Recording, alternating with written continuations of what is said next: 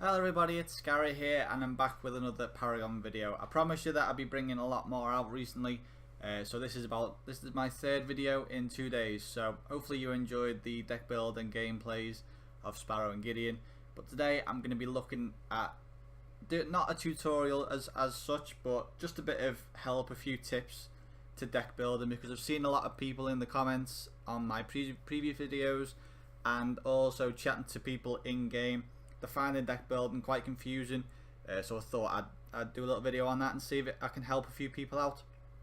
So let's get into the first part, which is the affinities. So I'm using my Sparrow / Murdock build that you saw in the first video. With Sparrow, I like to start defensively, getting a bit of health in there early on, so I'm not really easy to kill, and it steadily increases in strength. So especially with Sparrow, as I explained, her passive ability means that every hit on an enemy, it's going to increase in damage, so that really complements Sparrow well. And then this with Murdock and Sparrow, it's aggressive playstyle, and I really do go for kills. Sometimes that doesn't help my team, but I always like to go for the hits on the enemies, which is why I chose one of the cards that are in my build, which means if you hit the enemy you get extra gold.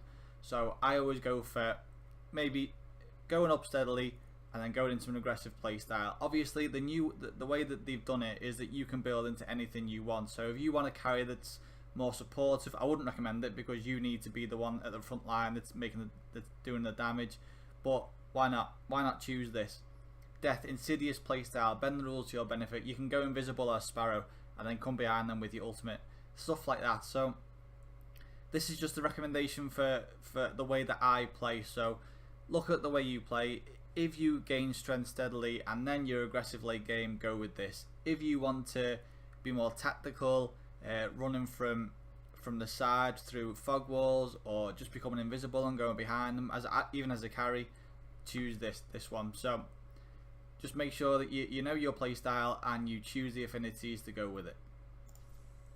So next is the cards, and people are having a lot of trouble with the cards, but I think it's a lot easier than the previous version. Don't ask me why, I just think it's much easier. So what I would usually do is 3 lots of 4. So I've got 4 cards for early game, 4 cards for mid game, and 4 cards for late game. So then you've got a little bit of choice as to what you're going to go with. So my early cards here, early game cards, are Coin Master on Sparrow and Murdock build, remember. Demolitionist, so I can do damage to the towers early. I've got this one if I want to spend a bit of gold, because as I said, this is the one that I use to hit heroes. I play aggressive early on, and I'm going to get 75 gold every time I hit the hero, so that's the way I do it. With these attribute points, check that you are going to use them. So I wouldn't necessarily use, let's have a look, because I use my gems, which I'll get into soon, for agility and what is it, vitality. That's one I can never remember. So all my gems are built into agility and vitality, so I'm not necessarily going to choose cards that build into intellect, because I'm not gonna buy into it a lot, especially early game. Late game, maybe you can have 1 or 2 cards in there that you like, but early game, definitely not. I wouldn't choose intellect, because I'm going to build into vitality and definitely mostly agility. So all my cards are going to have a lot of attribute points for agility, okay? Hopefully that makes sense.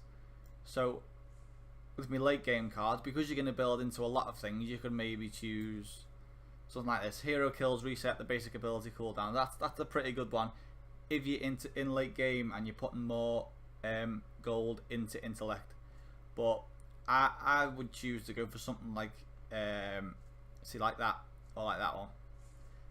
With the very late ones, that one, Death Crawler, fantastic card, and that one, that's my favourite card, 13 agility. So this shows that you're going to be building into agility a lot, okay? That one as well, you build into agility a lot, a little bit into vitality. But this one, I'm not necessarily going to use this one, because I haven't bought into intellect unless the game's going for a long time, okay?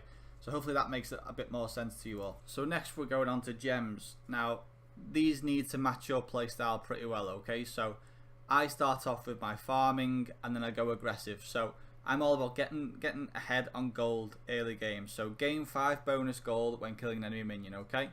Next one, earn 5% increase in gold. And then I'm into multi-shot. So first 2 gems, farming, getting your levels up, getting your gold up, and then I go aggressive with multi-shot. There's another one where you can choose lifesteal here. There.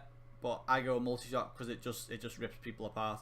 Also check, it says there, mana. I'm not going to use mana. Mana again.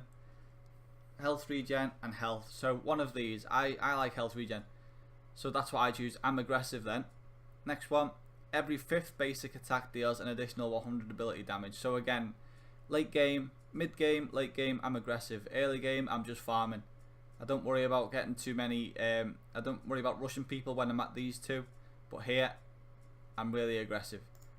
Into vitality as well, gain 2.2 health regen and 1.2 mana regen while near structures, so that means you're going to stay alive, especially when you're near structures and you're running back away from Kalari. You're going to get a little bit of health regen. And gain shield after being out of combat for 10 seconds, maximum 125 shield. So this means that you can run into a fight with a shield, which is really helpful as a carry. So this is all built around my playstyle. Yours might be different. You might prefer lifesteal here if you need a bit more survivability, but I'll always hope to have a good support that will pull me out of trouble. And multi-shot will, you've seen it by now in the build that I've done. It melts people late game, so that's why I've chosen this build. And there's the cards to finish off and the gems. So again, it's all based on your playstyle. It's as simple as that. Make sure, this is the best tip I can give you, make sure that these match what you're going to buy into with your attributes. So especially early and mid game when gold isn't that easy to come by, you're going to need to make sure that you're spending these wisely, okay? See, I haven't got any intellect cards because I'm going to build fully into agility and vitality because I don't need mana as Murdock or Sparrow. I'm not going to use my abilities so much, and then when I get to multi-shot, that does more damage than my buckshot as Murdock, so I don't really care about mana. That's why I've bought into using gold, agility and vitality. So I hope that's helped you out a little bit. It's a little bit confusing when you start off, but I think this is much easier to get your head around than the last card system, and it looks better. It's so much easier to use in game. So let me know what you thought of this video, whether it helped you. Any questions you have, write them down in the comments and I'm more than happy to help you. Don't worry about that. I'll help any way I can, and hopefully people that are watching the videos will be able to give you some help as well. So drop a like on the video if you enjoyed this, just a short one to help you out. Subscribe for more videos like this. I should have either a tank deck build or a phase / support deck build out maybe tomorrow or the next day. So keep your eyes out for that. Turn notifications on for any new videos, and I'll see you next time. Thanks for watching.